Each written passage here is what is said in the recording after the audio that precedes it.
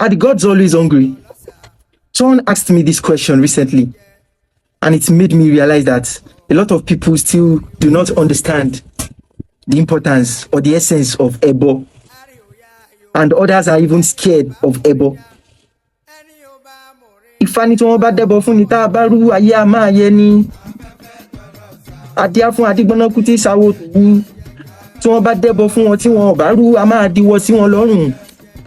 Adíá fún tòun tí sáwó ọba. Ikú tí ò ní pani ní gbórí ẹni gbáláwo rékò ni. Adíá fún adigbọ́nàkú lọ́jọ́ tí sáwó ròde Ọ̀yọ́. Ẹbọ wọn ní kó ṣe, ó sì gbẹ́bọ ń bẹ̀ ó rúbọ. Kò pẹ́ o kò jìnnà. Ẹwà bá ní níjẹ̀bútú re. When sacrifice is prescribed for one and one performs it or one gives it, life becomes easy.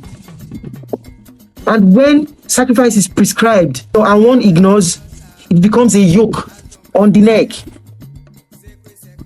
This verse tells us everything we need to know about Ebo.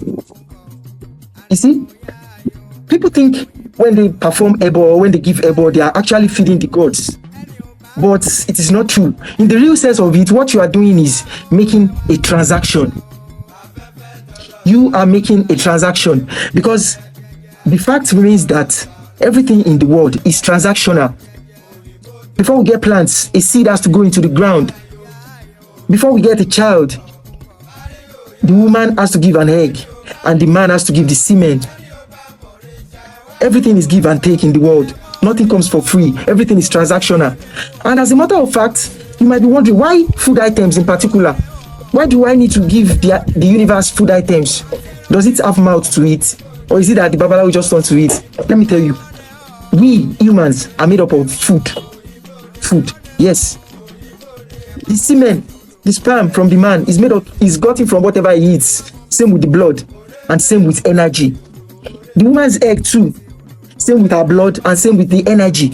Now, these food items have energy. That's something we should note from it. And we have to know that energy is the currency of the universe. Energy is the currency of the universe. To receive or to give anything, energy has to be transacted.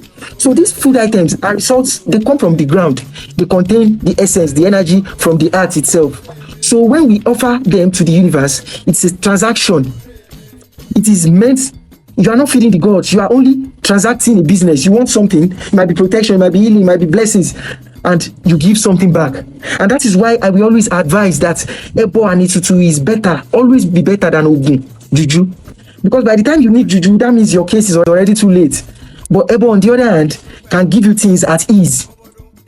Let's say someone is supposed to attack you. You might have a Juju against attack, but it might be 70-30. You might get there, they might have something stronger. There are many things that could happen. But if you perform Ebo, those people might not even think of you. That's the difference between Ebo and Ogun. Ogun is a command. And a command might be a debt. DEBT, debt. So if you do a kind of Ogun and it works, that's why people should be careful of Ogun. If you do a kind of Ogun and it's very potent, you are in debt. You owe the universe something in return, and most people don't even care about the return. That's why when they get something bad in return, the repercussion, they go like, Isese is bad. No, you owe the debt. But Ebo, on the other hand, is a transaction.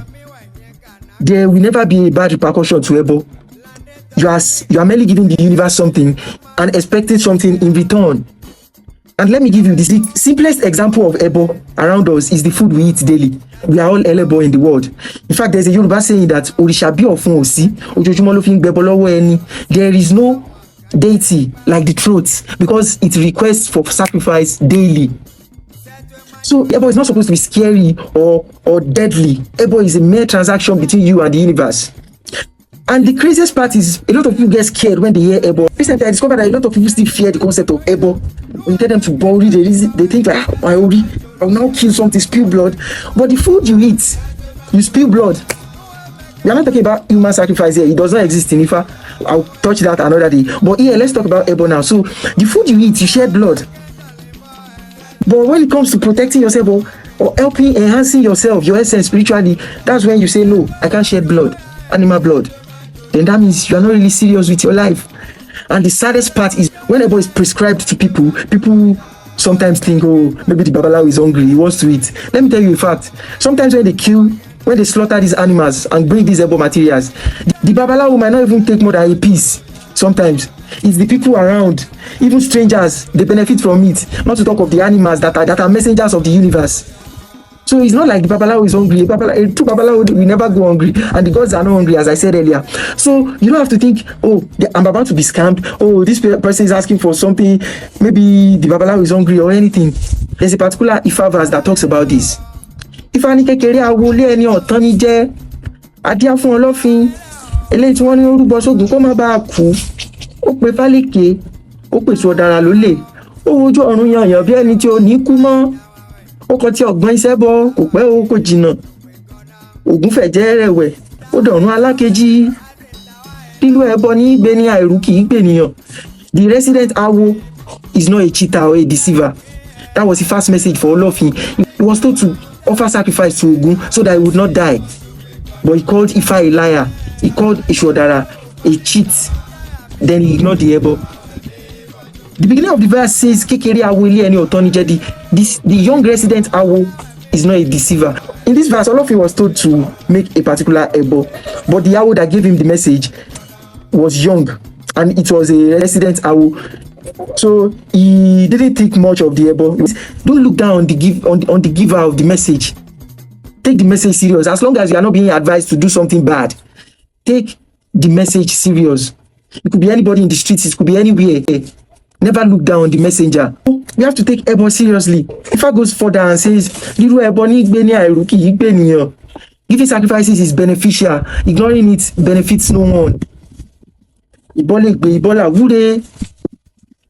Offering sacrifice gives glory, gives wealth, abundance, and blessings. Ek Baifa.